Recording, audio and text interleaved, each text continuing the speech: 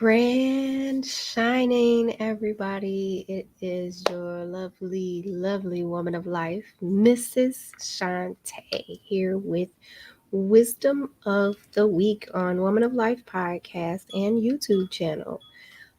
First, I have to apologize to everyone because this was supposed to have been done way earlier than now so people could actually engage as meant to engage. I'm doing a candlelight vigil tonight. We are honoring ancestors.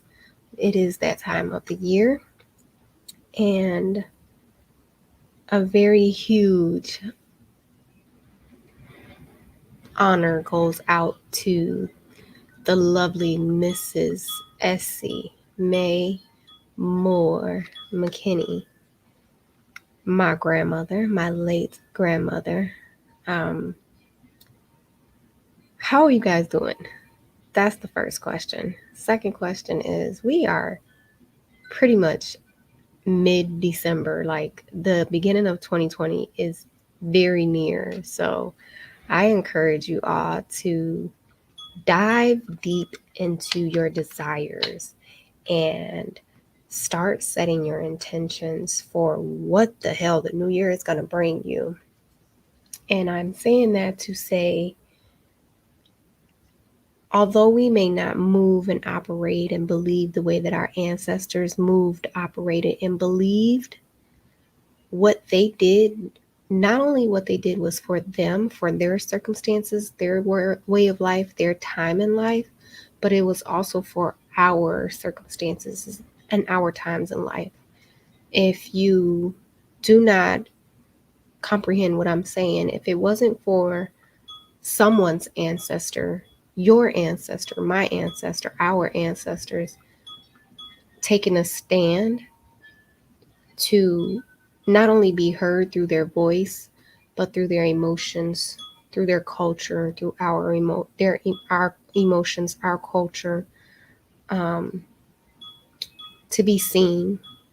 Like our five senses and our sixth sense played a huge part in us being able to be seen, be heard, be felt, be touched, be inhaled and be exhaled, to connect with each other spiritually, because the way of the world now is virtual. Here we are. So I really just wanted to just stop in here and give you guys some words of wisdom to honor your ancestors as much as possible. Again, without them, a lot of the things that we have, a lot of the things that we do, a lot of the ways that we believe would not be possible. We would still be fighting that same battle that they are fighting. And although we are fighting some of those same battles that they fought, we're fighting them in different ways for different purposes. We're not fighting just to be heard. We're not fighting just to be seen. We're not fighting just to be fighting. We're fighting to recognize that we matter as a people, that we are significant as a people. Um, that hell, we run the world. Significantly run the world. So, in honoring your ancestors, I keep wanting to say grandparents. In honoring your ancestors, a lot of things that you can do. You want to be able to connect with them as much as possible. Their spirit, what their spirit was like when they were here, what their spirit was like um, when they were happy, when they felt alive, when they were alive. So choosing different special pieces of theirs if you have some, or choosing something that's relative to something that they cared for or adored or adorned on them. An example, a watch, a brooch, a hat, gloves, a robe, some slippers, um, jewelry, their favorite eating utensils, a favorite purse, a favorite wallet, as some people say, pocketbooks. If you're from the South, you know about pocketbooks, billfolds, handkerchiefs, What else? Hairpins. Uh, Man, the list can go on and on and on. But connecting with pieces like that helps resonate with their spirit. It helps connect you to their spirit. It helps you feel and know that they are still close to you. Another thing that you can do to connect with your ancestors and speak that vibration and hold that vibration is pictures of them. I don't care if you don't have a picture of them in you, like you want a picture of them by themselves, happy, smiling, looking alive, looking like they were just, it's so much peace even though they weren't. You want to have that picture, one of those pictures, very similar to that emotion, that moment, frozen moment in time. um, you can use favorite plants, favorite flowers, favorite drinks, favorite meals, the Bible, because a lot of our ancestors really were into the Bible for various reasons. You can use their favorite scripture, their favorite song, which reminds me, oh my goodness, I'm so upset with myself. Um, but their favorite scriptures, their favorite song, and their favorite colors. You can use their favorite color as well. And for those that are not aware, you can set up a place to honor your ancestors in your home.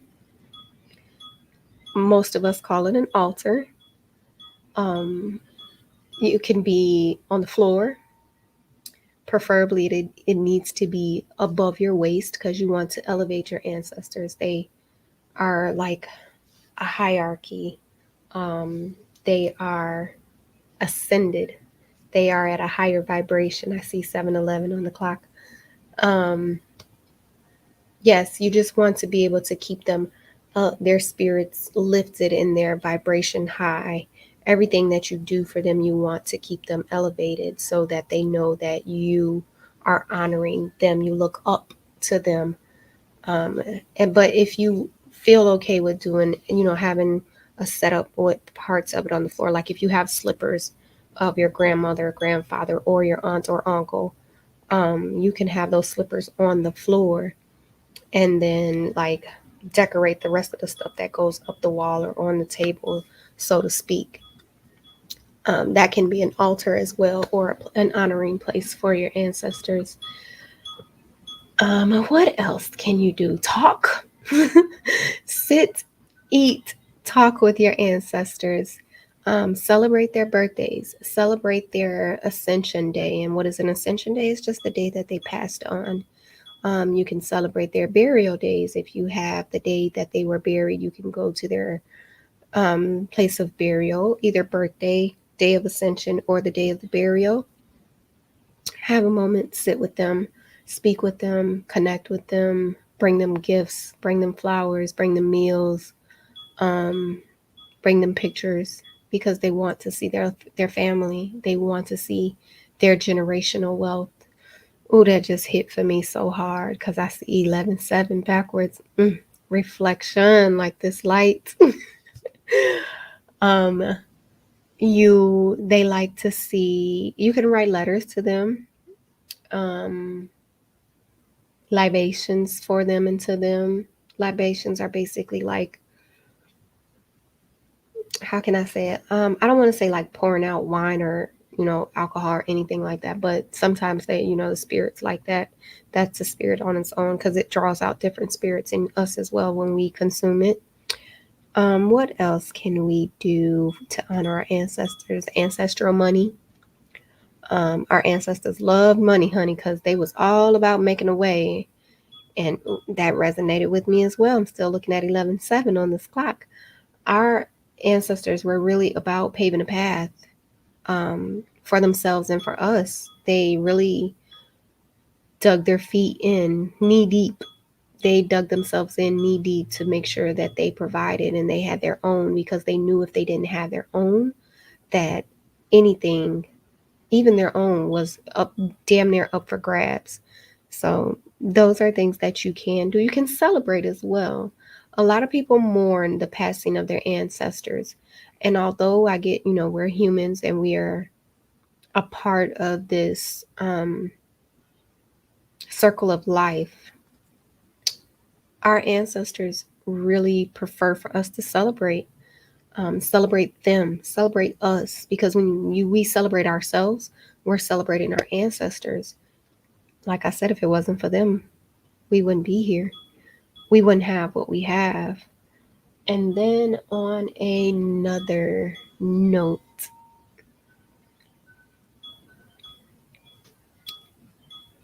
mm, the right words.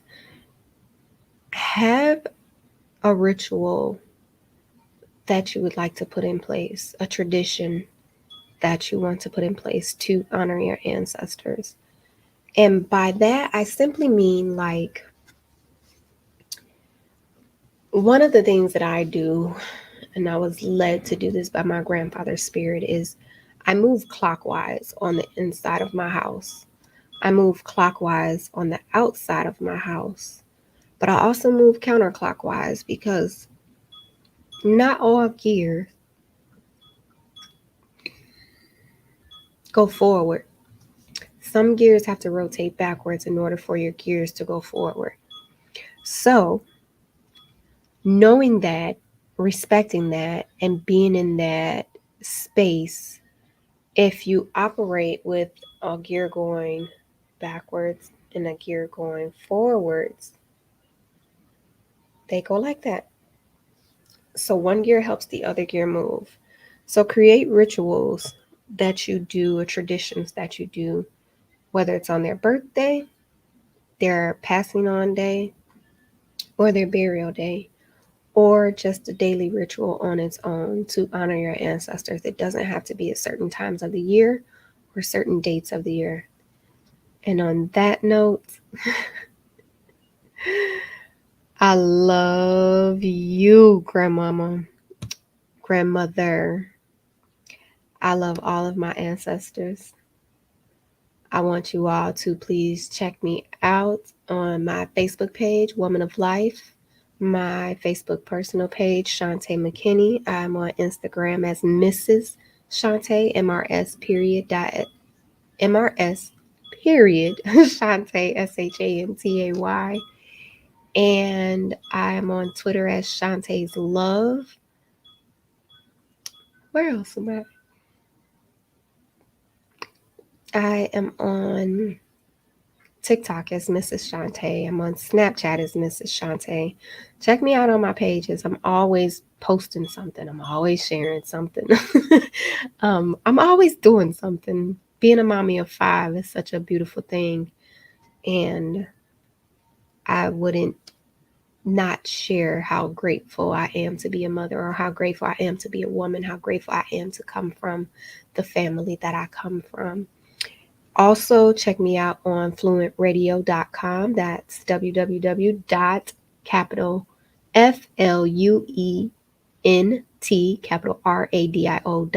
I'm your co-host and PR on fluentradio.com. So huge shout out to them, to us.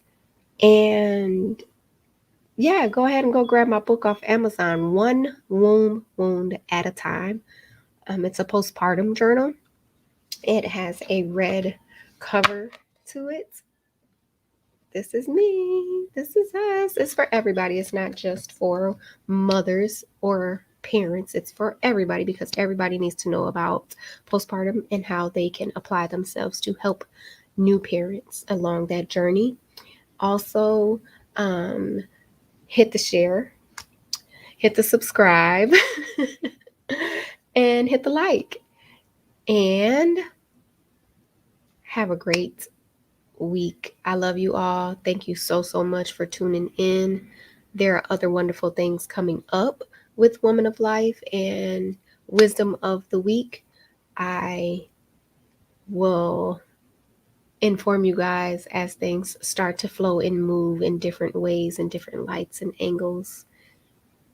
You can catch your Sunday blog, card reading blog on fluentradio.com. I do live card readings every day on my Facebook page, and I share them. Oh, I'm on LinkedIn too. So check me out on LinkedIn as well. I'm going to get off of here, you guys, because I can keep talking. I'm long winded like my ancestors. I am past my time. You guys stay safe, keep smiling, and have a wonderful, wonderful day. That is my peace, my love, my life, and a little bit of my eternal life.